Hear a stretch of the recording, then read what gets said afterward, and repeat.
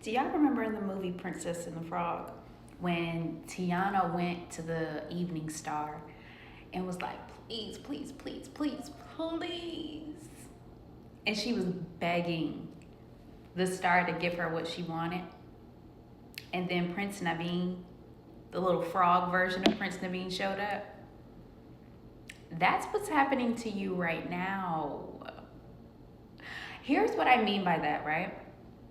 You're going to the divine asking for something, and it's going to show up differently than what you anticipated. You're going to the divine about money, and then a relationship shows up. You're going to the divine about structure and stability and your career, and then a friendship shows up. It's funny how this is going to pan out, right? Because you've exerted all this energy trying to force something to happen only for you to take your hands off of it and pivot.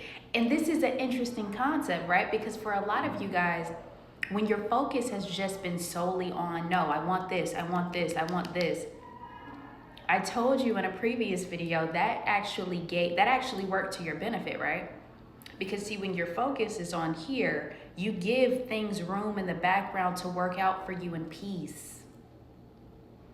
Like, remember that season of your life when you were so focused on relationships and love and you didn't get it? So now you're hyper fixated on career and money and finances. I wonder what that made room for now that your attention is off of it. I say that because this next season of your life it's not rooted in force anymore. You've gone a really long time trying to figure out what you can do to make something work. So did Tiana. The movie Princess and the Frog is actually very aligned with this message, so it's maybe significant for some of you. You should probably go watch it. I watched it the other night. I keep falling asleep on it, but semantics, right? The princess and the whole concept of Princess and the Frog, right? Tiana was so hell bent on getting what she wanted, and how she was going about it just showed her belief system surrounding how she believed she was supposed to get it. And it's understandable, right? Not only did she see her family put in a lot of hard work to no avail, but her surroundings and her circumstances only further prove that the only way you're going to be able to secure what you want is through hard work. Funny enough, she ended up getting matched with her exact opposite. She ended up being matched with someone who did not have to exert so much hard work and he was rich. He grew up rich. He grew up royal. He comes from money. So they needed each other. They needed to bounce off of each other. He came in to teach her the difference in letting go and having a bit of fun and allowing things to just flow with you naturally. And she ended up teaching him, you don't have to, there is work to be put in as well. There's a balance that needs to be had. For some of you, oh God, I think this is a love message. There's somebody coming in for you. Remember what I said, right, in the beginning when Tiana went to the Evening Star, she was like, please, please, please, please, please. So for you, that could sound like, please just give me a job. Please, I just want my income to get better. Please give me stability. Please give me this home. Please, please, please, please. And then a relationship shows up. Out of the blue. Out of thin air, right?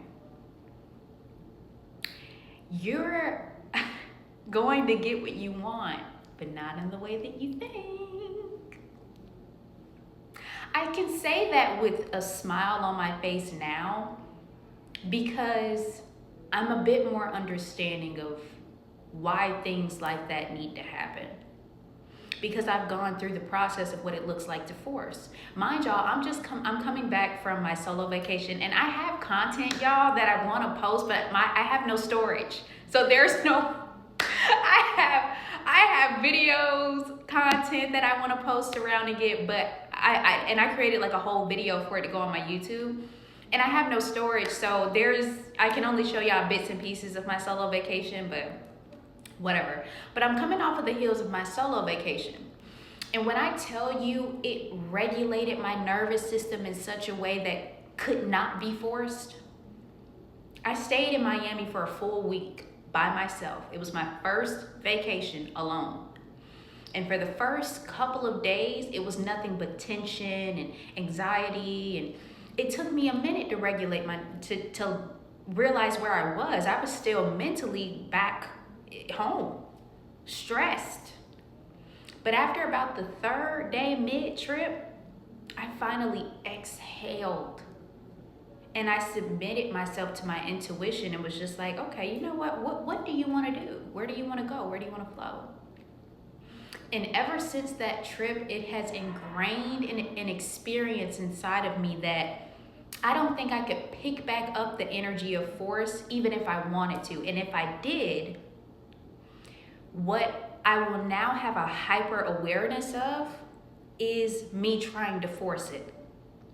And the thing about being aware of things that you are now trying to force is that it will signal something to you to be like, okay, this isn't working.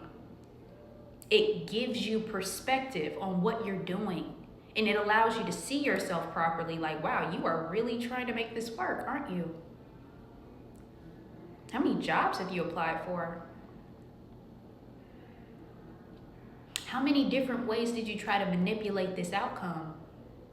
And it worked for you in the past because you didn't have you were so on go.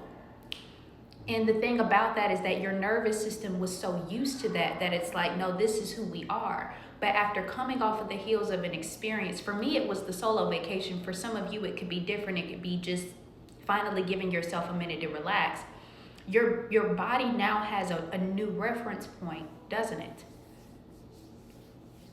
Your body now has a reference point of rest and peace.